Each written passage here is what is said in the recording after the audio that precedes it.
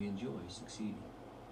We don't have to look over our shoulders when we keep our own counsel, writing our book, the star of our story, traveling toward the noble finish line to where we make friends with ourselves. So, here I am, 50 years in, looking back to look forward. What's it all about? What's my thesis, my coda, my summation, my final remarks? What have I learned? What do I know? As an armchair anthropologist, folk philosopher, and truth-seeking street poet, I've followed celestial suggestions, made associations, heard many voices, and dealt with reality by literally chasing down my dreams. I have rented, had flings, hobbies, affairs, and chased butterflies to who knows where. All stops, no stays on my resume's road to where I am today. I have found possessions, laws, relationships, careers, a wife and family, and dropped non-negotiable anchors when I did. When I watered their gardens, they sprang to life. And learned lessons went from planning to performance, from knowing to doing, from acting to being. That's when the butterflies started coming to my garden. I wrote this book, so I thank them for that. My 20s and 30s were contradictory decades, years when I eliminated conditions and truths that went against my grain.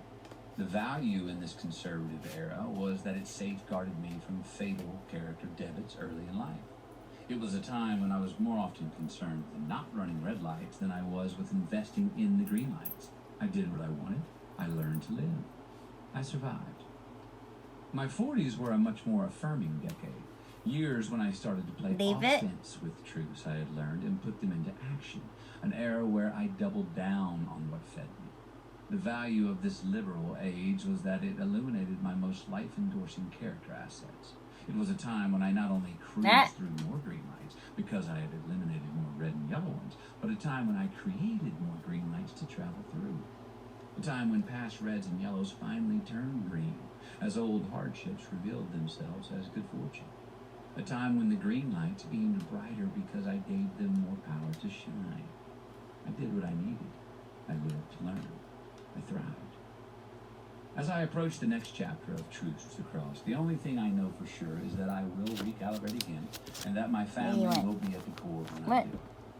As a father, I often contradict my better job of practicing. What do you want, Jojo? But I've also learned that if the message is true, don't forget it. And forgive the messenger, even if he does. Tell me. I hope to give my children the opportunity to find what they love to do, work to be great at it, pursue it, and do it. Rather than cover their eyes from ugly truths, I want to cover their eyes from fictional fantasies that will handicap their ability to negotiate tomorrow's reality. I mean, they can handle it. It's hard to find constants, natural laws, universal truths in life, but when we have kids, there is no intellectual discussion or philosophy as how much to love, protect, and guide. It's an instinctual commitment, an immediate, infinite, and ever-growing responsibility. Privilege. When I was finishing touches on this book earlier this year, my life, like yours, was a red light drama called COVID-19. Its disruption in our lives was inevitable. We had to stay home, social distance.